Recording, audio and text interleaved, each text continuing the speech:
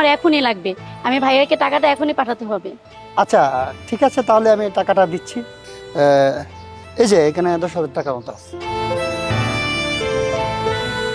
আচ্ছা ঠিক আছে, আপনি একটা মিনিট ওয়েট করেন, আমি আসতেছি টাকাটা পাঠিয়ে দিয়ে। হ্যাঁ আচ্ছা ঠিক আছে।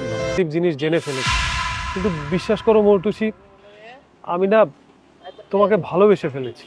তোমার সরলতা, তোমার সবকিছু আমার ভালো লেগেছে।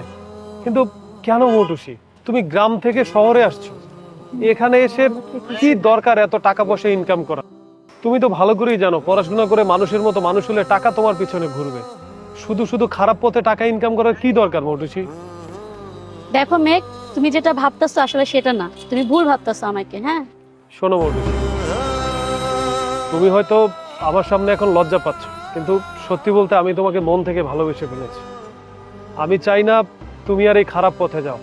হ্যাঁ তুমি ঠিকই বলেছো। আসলে এই টাকার জন্য আমার বাধ্য হয়ে অনেক কিছু করতে হয়।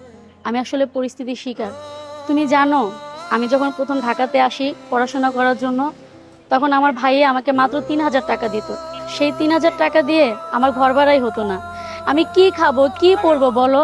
তারপর আমার দুইটা বান্ধবী ছিল, ওরা আমাকে বলল যে জানোস, টাকা ইনকাম করার অন্য একটা রাস্তা আছে, তোর কোনো পরিশ্রমই করতে হবে না, তোর ভাইয়ের কাছে তোর প্রতি মাসে মাসে টাকাও চেতে হবে না। তখন আমি ওদের কথা শুনলাম, তখন একটা সময় ভেবে দেখলাম যে হয়তো এটাই সঠিক হবে। তাই না অন্য কিছু না করে আমি এই খারাপ পথে জড়ায় গেছি। আর তারপর যখন অনেক অনেক টাকা আসতেছিল, তখন না আমার মনে অনেক লোভ হইতেছিল যে আমি মনে হয় ঠিক পথেই হাঁটতেছি।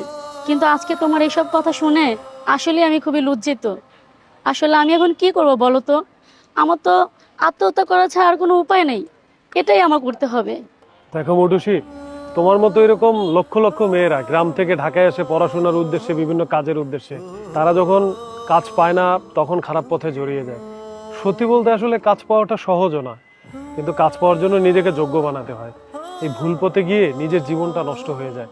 আর তোমরা যে এটা করছো, বিয়ের পরে তো তোমরা স্বামীকে ঠকাচ্ছ। তা আমি বলি কি, এসবের পথ তুমি ছেড়ে দাও। তুমি যদি ভালো হয়ে যেতে পারো তাহলে আমি তোমাকে বিয়ে করতে চাই। আর তুমি কোনো চিন্তা করবে না, তোমার ফ্যামিলিতে টাকা দেওয়ার জন্য যা যা লাগে সবকিছু আমি দেবো। কি বলছো?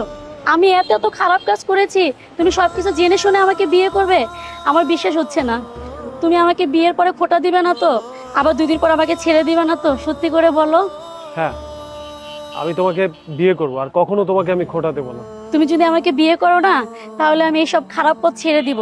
ছেড়ে দিয়ে পড়াশোনা করব আর বিয়ে করে তোমার সাথে সারা জীবন থাকবো।